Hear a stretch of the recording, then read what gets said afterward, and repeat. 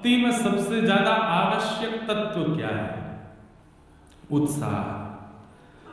अच्छा, केवल भक्ति में ही नहीं, हर वस्तु में आप यदि पढ़ाई करते हैं, अगर आप बालक हैं, पढ़ते हैं, थोड़ा बेस कम कर दो, तो उसमें भी उत्साह नहीं है तो आप जो भी कुछ पढ़ रहे हैं उसमें उपलब्धि प्राप्त नहीं कर पाएंगे। आप रसोई घर में कुछ प्रसाद बना रहे हैं, उत्साह नहीं है तो जो भी सामग्री बना रहे हैं वो अच्छी बनेगी, ये आवश्यक नहीं। ऐसे ही भक्ति मार्ग में कितने घंटे जप होता है ये आवश्यक नहीं है। आप कितने बजे उठते हैं ये आवश्यक, इसका मतलब ये नहीं कि लेट उठें या अपना नियम क्रम तोड़ दें। इन सबकी आवश्यकता है, पर कब? जब उत्साह। और एक और बात, उत्साह जब चित्त में आएगा अपने आप सुबह जल्दी उठने लगोगे। उत्साह जब चित्त में आएगा अपने आप नाम जप बढ़ाने लगोगे। उत्साह जब चित्त में आएगा अपने आप स्वरूप धारण करने लगोगे। उत्साह जब चित्त में आएगा तो अपने आप कथा के प्रति रुचि, धाम के प्रति रुचि, नाम के प्रति रुचि, नामी के प्रति रुचि, वैष्णवों की सेवा के प्रति रुचि, रुचि वर्धन करता है उत्साह। और भक्ति में वो सबसे ज्यादा आवश्यक है। व्यक्ति कई बार नियम पालन पर ध्यान ज्यादा देता है, क्रम पूरा करने पर ध्यान ज्यादा देता है, गुरु आज्ञा, वैष्णव आज्ञा, संत आज्ञाओं को पालन करने पर ज्यादा ध्यान देता है, उत्साह कहीं कहीं छूट जाता है। इसीलिए इतना समय लगता है भगवत दर्शन और भगवत आराधना और भगवत साक्षात्कार में। इसलिए उत्साह पहले आवश्यक है। और उत्साह कब बढ़ेगा? जब उस वस्तु की तड़प आपके चित्त में होगी। प्यास लगी, पानी पीना है, तो पानी पीने के प्रति आपका उत्साह, जब तड़प बढ़ी तो उत्साह कैसा हो गया? अब आपका नियम है कि आप कोसा पानी पीते हैं तो ही प्यास बुझती है, कई लोग ठंडा पानी पीते हैं तो ही प्यास बुझती है, कई सामान्य पीते हैं तो ही प्यास बुझती है, कई लोग इलायची डाल के पीते हैं, कई लोग केसर डाल के पीते हैं, कई चांदी के पात्र में पीते हैं, कई डिस्पोजल में पीते हैं, सबकी अपनी अपनी रुचि। पर जब उत्साह बढ़ जाता है तो पानी चाहिए चाहे जैसे मिले, भूख लगी है तो रोटी चाहिए चाहे जैसी सब्जी हो, नमक से खिला दो लेकिन दे दो। ठीक वैसे जब तक उत्साह भगवत प्राप्ति का चित्त में नहीं होगा, हम जितने भक्तों के चरित्र सुनते हैं सब उत्साहित हैं भगवत दर्शन के लिए, हम अभी उतने उत्साहित नहीं। और उत्साह का मतलब ये भी नहीं होता कि हमारी वजह से कितने परेशान हो गए, माता पिता परेशान, बहनें परेशान, परिवार परेशान, अरे भैया यानी तो नाक में दम कर रखो है, वृंदावन जानो वृंदावन जानो, ऐसा नहीं। उत्साह केवल अपने चित्त को अनुभव हो, और फिर परिस्थिति यदि अनुकूल नहीं है तो सबको परेशान नहीं करे, बस चित्त में बैठे बैठे रोता रहे। ठाकुर मीराबाई अपने जन्म से कितने वर्षों तक वृंदावन नहीं जाते। विवाह हो गया, विवाह होने के बाद जिनसे विवाह हुआ वो पधार गए, उसके बाद राणा ने कितना कुछ किया, उसके बाद लौट करके फिर से मेड़ता आ गई, और फिर कहीं जाकर के लंबे समय बाद तब वृंदावन की प्राप्ति हुई। इस बीच में मीराबाई विचलित हो गई हूं, सबको परेशान कर दिया हो वृंदावन जाने के लिए ना। और मुझे पद याद नहीं आ रहा है, बहुत सुंदर पद है।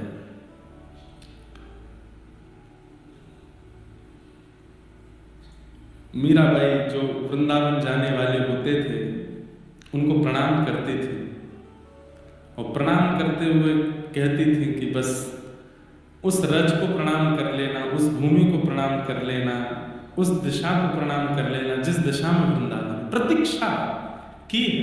उत्साह का मतलब परेशान करके और बस भागना है, ये उत्साह नहीं। उत्साह में प्रतीक्षा भी होती है, प्रतीक्षा भी है कि जब समय होगा तो मिलेगा।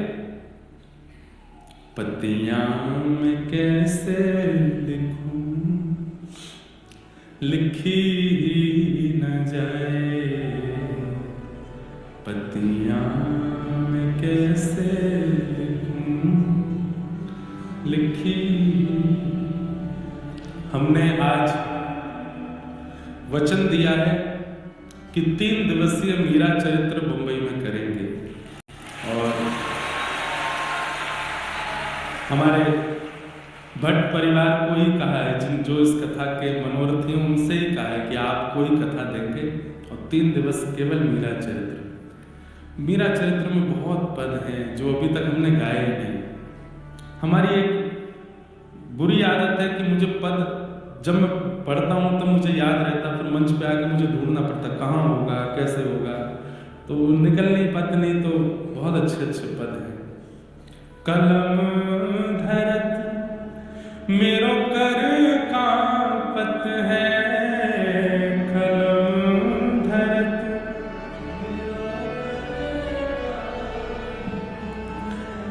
कलम धरत मेरो कर कांपत है, कलम धरत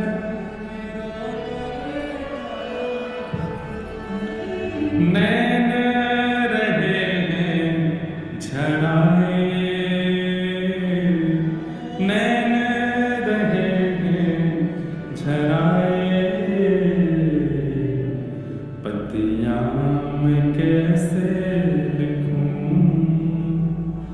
लिखी न जाए, पतियाँ मैं कैसे लिखूं, लिखी।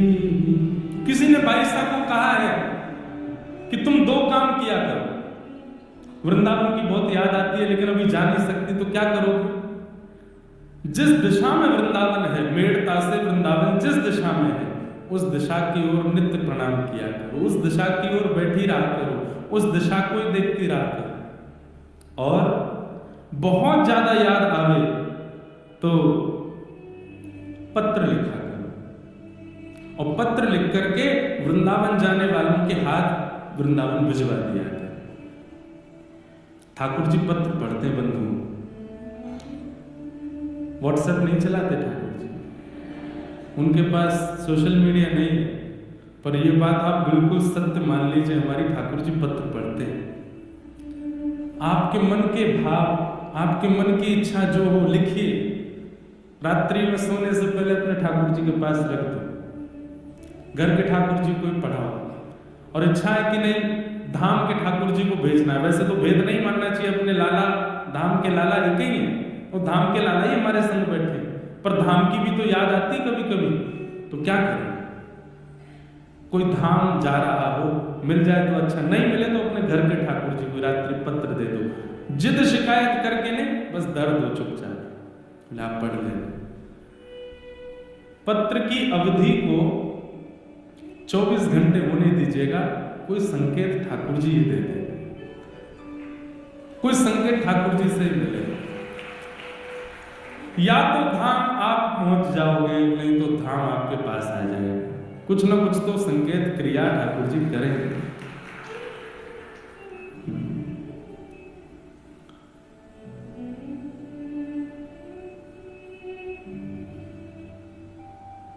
ऐसे मीरा में, मीरा के प्रभु गिरधर नागर, मीरा के प्रभु गिरधर चरण कमल रखाए, ओ चरण कमल रखाए,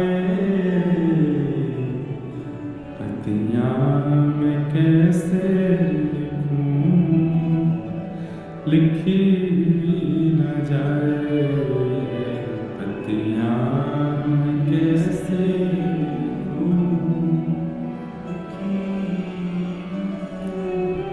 बात कहूँ तो कहत न आवे, बात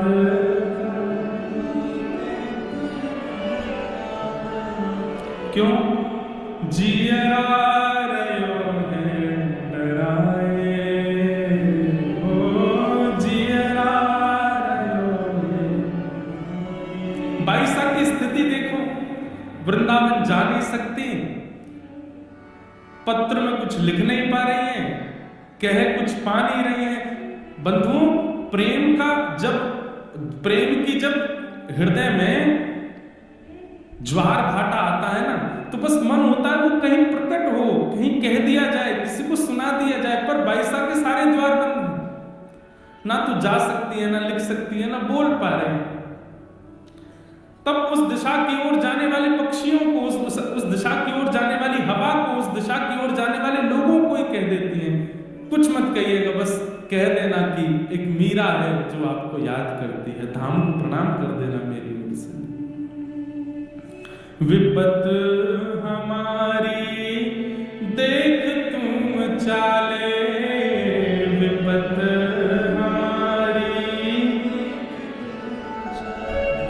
हो कहियो हरि जो सो जाए, हो कहियो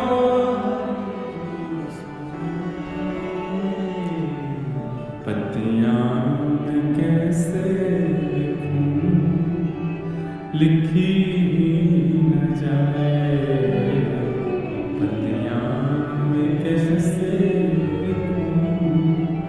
लिखी।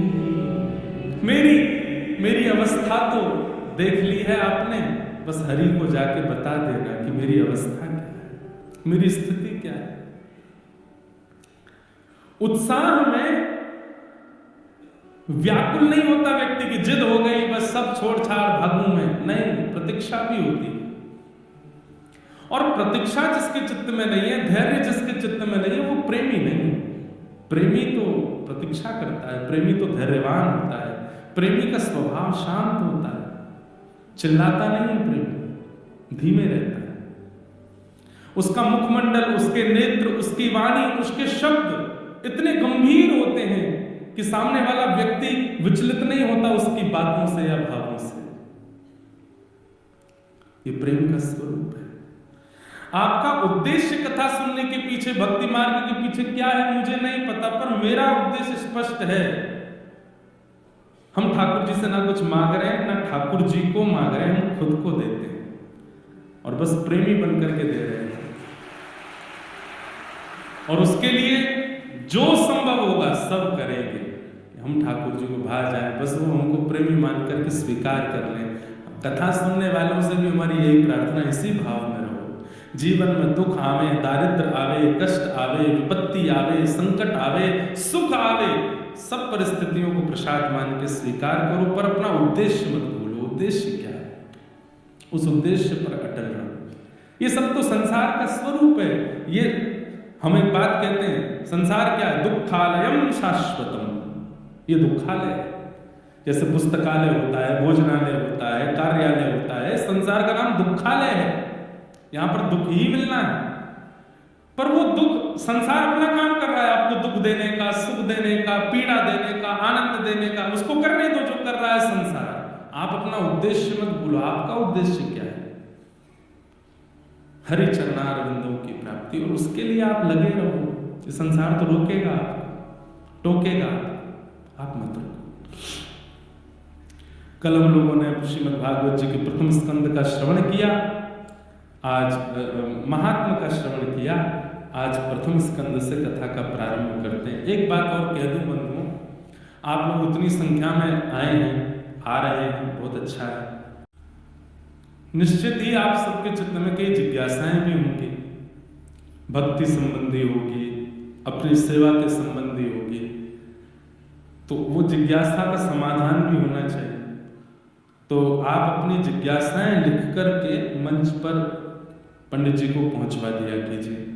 ऐसे कथा के बीच में नहीं, लिख करके, है जिज्ञासा है, हाँ तो पहुंचवा दो। तो हम कथा में जब आएंगे उस समय आपकी सबकी जिज्ञासाएं देख लिया करेंगे, जिसकी अनुकूल लगेगी और जिसकी जिज्ञासा में ऐसा होगा कि इतने लोगों को उत्तर मिलेगा, उसकी जिज्ञासा हम बोल दिया करेंगे। तो आप लोग अपने प्रश्न कर लिया कीजिए, ये अवसर मिला है, इसको जाने मत दीजिए। अब कहीं पता चले कल 6000 जिज्ञासा आ गई, एक ने भी नहीं छोड़ा, फिर क्या करूंगा मैं? तो ऐसे भी नहीं। एक इसके दो रूप समझिएगा। कोई प्रश्न बहुत दिनों से सता रहा है और होना चाहिए आध्यात्मिक, व्यवहारिक नहीं, संसारिक नहीं, आध्यात्मिक। बहुत दिनों से सता रहा है, मन में आ रहा है कि इसके समाधान से मेरी भक्ति में वर्धन होगा, मुझे कुछ नॉलेज प्राप्त हो, ऐसे प्रश्न भी मत कीजिए। वो जितना आपको यहाँ प्राप्त हो रहा है, जितना आपको संत जन महापुरुषों की कथा में मिल रहा है, उतना ही लीजिए। उससे अधिक की आवश्यकता के लिए, नॉलेज के लिए कोई प्रश्न मत कीजिएगा। प्रश्न वो करना जिससे भक्ति में वर्धन हो, आप अपनी भक्ति में और आगे बढ़ सको। ऐसे प्रश्न जिज्ञासा के रूप में करो। हमको प्राप्त होगा तो हम उसका फिर उत्तर समाधान अपनी यथामति जो बुद्धि में होगा उससे कर दिया करेंगे, ताकि आप लोगों को ज्यादा विचलनता ना हो। और दूसरा रूप क्या है? जिज्ञासा को चित्त में रख के बैठो और कथा सुनो, और पूर्ण विश्वास के साथ भागवत जी को देखो कि साक्षात राधारमण लाल, साक्षात गिरधर लाल सामने बैठे हैं, मेरी ये जिज्ञासा है। आप अनुभव करेंगे, अगर विश्वास में ताकत होगी, 3 घंटे के कथा प्रसंग में व्यास जी के मुख से आपकी जिज्ञासा का समाधान अपने आप प्रकट होगा। ये हमने कितनी बार किया। हम अपने पूज्य गुरुदेव भगवान पूज्य पिताजी की जब कथा सुनते थे, अपने गुरुदेव से जब पढ़ते थे, तो बहुत प्रश्न करता था। लेकिन एक दिन जब ये भाव चित्त में डाला गया कि विश्वास के साथ जिज्ञासा लेकर के बैठो और केवल सुनो, भागवत जी को अगर लगेगा कि आपकी जिज्ञासा उचित है तो वक्ता के मुख से अपने आप उत्तर मिल जाए। और केवल कथा की बात नहीं, आप जिनके भी प्रवचन सुनते हो, जिनका भी सत्संग सुनते हो, घर में बैठे बैठे जिज्ञासा लेके बैठ जाओ। सुनते सुनते सुनते बस थोड़ा धैर्यवान होकर सुनना, समाधान वहीं मिल जाएगा। तो ये 2 हैं, अगर समाधान मिले तो अच्छी बात, नहीं मिले तो लिख करके पूछ लीजिएगा, संशय में मत रहिएगा। आइए, आप कथा के बाद में कुछ कह लीजिएगा, हम आपको मिलेंगे। अभी कथा के बीच में व्यवधान नहीं आ रही है ना, या तो पहले कुछ लिख करके दे दो या बाद में कुछ, बीच में कथा का प्रवाह रोकना नहीं चाहिए, ठीक? बाद में बोल दीजिए। जन्माद्यस्य तोऽन्वयादितरतः चार्थे स्वविज्ञस्वराट् तेने ब्रह्महृदाय आदिकवये मुह्यन्ति यत्सूरयः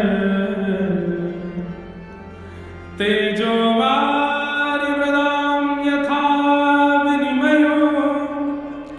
यत्र त्रिशर्गो मृषा धाम्ना स्वेन सदा निरस्तकुहकं सत्यं परं धीमहि। भागवत जी का पहला श्लोक है। जन्माद्यस्य तोऽन्वयादितरतः चार्थे स्वविज्ञस्वराट् तेने ब्रह्म हृदय आदि कवये मुह्यन्ति यत्सूरयः तेजो वारि मृदां यथा विनिमयो यत्र त्रिशर्गो मृषा धाम्ना स्वेन सदा निरस्तकुहकं सत्यं परं धीमहि। अद्भुत है भागवत जी। श्रीमद् भागवत जी का वाचन करने वाले की वाणी में विद्वत्ता हो एक बात, उसके चित्त में वैराग्य हो दूसरी बात, पर उसके चित्त में भावना भक्ति की हो ये विशेष बात। एक बार कोई श्रीमद् भागवत जी कथा कर रहे थे, अच्छे विद्वान थे, परंतु कथा सुनते सुनते एक व्यक्ति भाव विभोर हो गया और भाव विभोर होकर के रुदन करने लगा। कोई उसने डिस्टर्ब नहीं किया किसी को, बस वो बैठ करके वहां रुदन करने लगे। तो वक्ता जो थे वो ज्ञान परक कथा करते थे, भावना परक उनकी नहीं थी। तो क्रोध में भर के उन्होंने देखा उसको, बोले सुनो भाई, रोना धोना करना है तो बाहर जाओ, यहां बैठ करके रोना नहीं है। जबकि उनके विलाप में स्वर भी नहीं था, वो केवल अश्रुपात कर रहे थे। लेकिन वक्ता को लगा कि भाई ज्ञान की बात है, यहाँ पर ये भावना, ये रोना धोना क्यों? वो जो श्रोता थे उनको बाहर भेज दिया। ये प्रसंग गया श्रीमद् चैतन्य महाप्रभु के पास। महाप्रभु जी को बड़ी पीड़ा हुई। बोले वो विद्वान तो हैं, कथा के वक्ता तो हैं, लेकिन भावना युक्त व्यक्ति को कथा से ऐसे दूर कैसे कर सकते हैं? बहुत दिन तक तो कुछ बोले नहीं, पर एक दिन, क्योंकि चैतन्य महाप्रभु श्री राधा कृष्ण मिलित तनु है, दोनों का मिलित स्वरूप है, तो कभी कभी उनको आवेश आ जाता था। एक दिन आवेश में आकर के कथा में पहुंच गए, व्यास जी को इतना डांटा, इतना डांटा। बोले भागवत जी कहने का तुम्हारा अधिकार नहीं है, तुम विद्वान हो, तुम वैराग्यवान हो, तुम सर्वगुण संपन्न हो, पर तुम्हारी चित्त में प्रेम नहीं है, इसलिए तुम इस मंच पर बैठने के अधिकारी नहीं हो। इतना डांटा, वो बेचारे घबरा गए। सबने महाप्रभु जी को भाव में देखा था, आज क्रोध में पहली बार देखा। महाप्रभु जी को सब लोग वहां से लेकर के गए। क्रोध में वो तो ताम्रवर्ण हो गया था उनका। थोड़ी देर बाद जब भावावेश शांत हुआ तो महाप्रभु जी बोले, क्या हुआ था? तो सबने बताया, बोले आपने कथा में जाकर के व्यास जी को डांटा। महाप्रभु जी रोने लगे। ये तो अपराध है। व्यासाय विष्णु रूपाय, व्यास तो विष्णु रूप होता है, उसको हमने कैसे ऐसी बात बोल दी? अभी चलो, अभी चलो, मुझे लेके चलो, मैं क्षमा मांगू। और थोड़ी देर बाद ही महाप्रभु जी आए और रोते हुए आके उनको हृदय से लगाया, मुझे क्षमा कर देना, मैंने आपको ऐसा बोला। तो व्यास जी घबरा के बोले, आप दूर ही रहो, अभी तो आके मेरे को इतना सुना रहे थे, वो अब इतने भावना में आ गया। तो महाप्रभु जी ने उनको हृदय से लगाया, बोले ऐसी बात नहीं, पर मैं आपको एक बात कहूं। बोले क्या? अच्छा हुआ कि ये घटना हुई। क्यों? आपसे एक वैष्णव अपराध बन गया था। आपने कथा में एक श्रोता को रोते हुए लगते थे कि उनको कथा से दूर किया, जबकि उनकी कथा से किसी को दिक्कत नहीं हो रही थी सुनने से।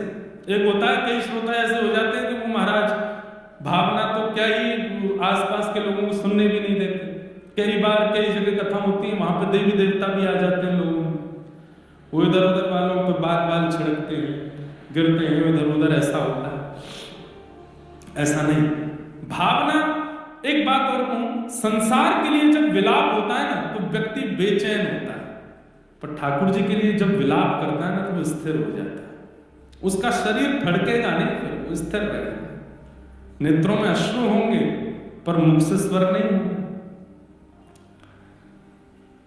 महाप्रभु जी ने समझाया कि तुम्हारा वो दोष दूर हो गया मेरे रोष करने से, अब आप चिंता मत करो, पर अब हमारी आज्ञा प्रेम से स्वीकार करो। कथा में प्रेम चित्त में धारण करो, भक्ति चित्त में धारण करो, भावना से कथा कहा करो। श्रीमद् भागवत प्रेम का विषय। कथा सुनने के बाद यदि आपके चित्त में प्रेम प्रकट नहीं हुआ, आप अभी भी दोष देखते हैं, अभी भी दूसरों के अंदर आपको कमियां दिखाई देती हैं, अभी भी ईर्ष्यावान आप बने हुए हैं, तो आपने कथा नहीं सुनी है। कथा सुनने का प्रमाण क्या है? आपके चित्त में प्रेम प्रकट हो जाए। कथा सुनने का प्रमाण क्या है? अब आपके शब्द घट जाएं। पहले बहुत बोलते थे, अब कम बोलते, थोड़ा बोलते हैं, अल्प बोलते हैं, शांत रहने की इच्छा होती है। कथा सुनने का अभिप्राय क्या है? ये सब चित्त में प्रकट होना, सहजता, सरलता, दीनता, निर्मलता, ये सब आपके चित्त में अगर अनेक सत्संग श्रवण करने के बाद भी ये परिवर्तन आपके चित्त में नहीं आया तो फिर क्या कथा सुनी आप? जीवे दया नामे रुचि, महाप्रभु जी कहते हैं जीव के प्रति दया और नाम के प्रति रुचि ये बननी चाहिए। कथा सुनने वाला, सत्संग निरंतर करने वाला व्यक्ति ऐसा ही हो जाता है, धैर्यवान, दीनवान, थोड़ा अल्प शब्दावली का प्रयोग करने वाला, परिस्थिति कैसी भी हो एक रस रहने वाला, ज्यादा विचलित ना होने वाला, ये कथा सुनने वाले का स्वरूप होता है। लेकिन खूब कथाएं सुनी, खूब प्रवचन किया, फिर भी दोष नहीं गया, दूसरे के प्रति ईर्ष्या की भावना नहीं गई, क्रोध में कटौती नहीं हुई, शब्दावली घटी तो नहीं और बढ़ गई। कई लोगों में ऐसा होता है, कथा बहुत सुनने से उनके अंदर भी इच्छा हो जाती है हम भी कथा करें। अब हमने बहुत सुन लिया, अब हम सबको सुना है, हमने बहुत सुना, अब हमारी सुनो, हम क्या कह रहे हैं। कई लोगों में ऐसी इच्छा हो जाती, नहीं, कथा सुनने के बाद तो मौन की इच्छा हो, एकांत की इच्छा हो, धैर्य की इच्छा हो, ये कथा सुनने का फल है। और बंधुओं, ये सारे परिवर्तन 7 दिन बाद होंगे नहीं, जैसे जैसे कथा चलेगी वैसे वैसे होते रहेंगे, एक एक घंटे में परिवर्तन होता रहेगा। और मैंने कल भी कहा, मैं आज भी कहूं, परिवर्तन हो रहा है मानो ठाकुर जी की दृष्टि, लेकिन पूरी कथा होकर चली गई, वैसे के वैसे ही रहे। तो अभी जाओ पंडरीनाथ भगवान को प्रणाम करो, आपकी दृष्टि नहीं हम पे, इतना सब कुछ हुआ फिर भी परिवर्तन नहीं हुआ। कई बार औषधि दी जाती है लेकिन फिर भी पेशेंट ठीक नहीं होता। क्यों? क्योंकि डॉक्टर सीरियसली नहीं ले रहा उसको। जो नॉर्मल बुखार वालों को दवाई देनी चाहिए वही दे देता है, जो नॉर्मल ड्रिप चढ़नी चाहिए वही कर देता है। जब डॉक्टर सीरियसली ले लेता है ना, पेशेंट को ध्यान देने लगता है, तो एक दो औषधि में ही ठीक हो जाता है। ऐसे ही हम सब पेशेंट हैं, ठाकुर जी डॉक्टर हैं, और ठाकुर जी जब हमको सीरियसली नहीं लेते तो कितने भी डोज कथा के मिल जाए कोई फर्क नहीं पड़ता। लेकिन जब ठाकुर जी हमको सीरियसली लेते हैं तो 1 मिनट 1 घंटा की कथा भी परिवर्तन कर देती है। एक प्रसंग भी आपके चित्त को झकझोर सकता है। परिवर्तन आना चाहिए, बदलाव आना चाहिए। श्रीमद् भागवत के प्रथम श्लोक में भगवान के सत्य स्वरूप को वंदन किया। सत्यम परम धीमहि, मैं परम सत्य को वंदन करता हूं। ठाकुर जी परम सत्य है। सब सत्य का प्रमाण देते हैं, पर ठाकुर जी परम सत्य स्वरूप से ही हैं। उन्हें प्रमाण की आवश्यकता नहीं। जब मैं नहीं था तब भी भागवत जी थी, आज मैं हूं तो भी भागवत जी हैं, मैं नहीं रहूंगा तब भी भागवत जी रहेंगी। आप नहीं थे तब भी ये संसार भूगोल था, खगोल था, आप हैं तो भी है, आप नहीं रहोगे तो भी रहेगा। जिसकी सत्ता त्रिकालाबाधित है, हमेशा वही सत्य है और वो परमात्मा है। उनकी सत्ता सदा है। आपके होने ना होने से, उनके होने ना होने पर कोई असर नहीं होगा, इसलिए वो सत्य है। ऐसे परम सत्य को हम प्रणाम करते हैं। और एक और बात कहें, भगवान सत्य है, भगवान का नाम परम सत्य है, नाम परम सत्य है।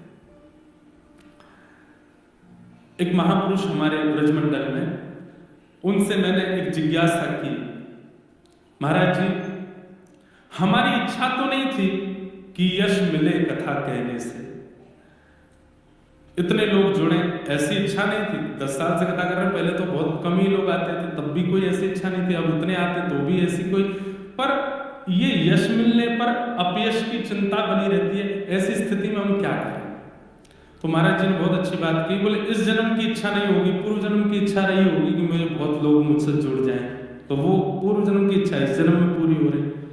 दूसरी बात, यश मिले अपयश मिले या फिर किसी भी प्रकार की स्थिति हो, ये आपके मन को विचलित तब करती है जब आपके जीवन में नाम नहीं होता। आप जब नाम आश्रित हो जाते हैं, ठाकुर जी का नाम लेने लगते हैं, तो फिर आपत्ति विपत्ति क्या कर रही है इससे असर नहीं होता। और इतनी अच्छी बात बताई, ध्यान से सुनिएगा, जैसे कोई व्यक्ति आपको गाली दे दे, कोई व्यक्ति आपको अपशब्द बोल दे, तुरंत आपका रिएक्शन आता है। चलो आपने कुछ बोला भी नहीं तो आप उसकी तरफ देखते तो हैं, आप थोड़े क्रोध में तो भर जाते हैं, आपकी नसों में थोड़ी गर्म खून का प्रवाह तो हो जाता है, आपकी भ्रुकुटी माथे की थोड़ी सी टेढ़ी तो हो जाती है, भले ही आपने कुछ बोला नहीं पर थोड़ा असर तो हुआ। कितनी अच्छी बात महापुरुष कहते हैं कि जब किसी की गाली देने पर एक क्षण का असर होता है, ऐसे नाम सुनते ही असर होने लग जाए, तब समझो कि नाम की कृपा है। मैंने कहा श्री राधा, और आप पे कुछ नहीं हुआ, आपने सामान्य सुना, तो अभी नाम की कृपा नहीं। लेकिन जैसे ही कहा गया श्री राधा रमण, श्री राधा वल्लभ, राम कृष्ण हरि, और सुनते ही नेत्र बंद हो गए, रोंगटे खड़े होने लगे, शरीर में एक आनंद की लहर दौड़ने लगी। समझो अब नाम आया है जीवन में। अब शब्द सुन करके, अपयश सुन करके, लोगों की अनर्गल बातें सुन करके आपका चित्त विचलित होता है, नाम सुन करके प्रसन्न क्यों नहीं होता? हमारे ब्रज में ऐसे ऐसे महापुरुष हुए हैं, मैं स्मरण कर लूं आज। परम पूजनीय प्रातः स्मरणीय अभी श्री जी के निकुंज में विराजमान हैं श्री चंद्रशेखर बाबा। बहुत अंतरंग रूप से जिन्होंने ब्रज का सेवन किया होगा, उन्होंने उनका दर्शन किया होगा। आजकल के बालकों ने तो किए भी नहीं होंगे। नाम के प्रति ऐसी रुचि कि जब कोई नाम गाता था ना, हरे कृष्ण कृष्ण कृष्ण हरे हरे, हरे राम राम राम हरे हरे, तो बैठे बैठे बाबा के नेत्रों से अश्रु नहीं, पिचकारी चलती थी अश्रुओं की। कहते थे कि अश्रु यहां से निकलते सामने गिरते थे। बोले ऐसा कभी देखा नहीं है। जो स्थिति महाप्रभु चैतन्य महाप्रभु की होती वो बाबा की स्थिति। कोई माइक पर कीर्तन कर रहा है, अब माइक पे बोल रहे हैं हरे कृष्ण कृष्ण कृष्ण हरे हरे, तो बोला गया यहां, लेकिन आवाज आ रही है उधर माइक में से, और कोई व्यक्ति निकलता था उसको रोक देते, अभी रुक जा, देखो वहां नाम चल रहा है, उसको लांघो मत, नीचे होके जाओ, ऐसे बैठ के जाओ। इतना नाम के प्रति रुचि।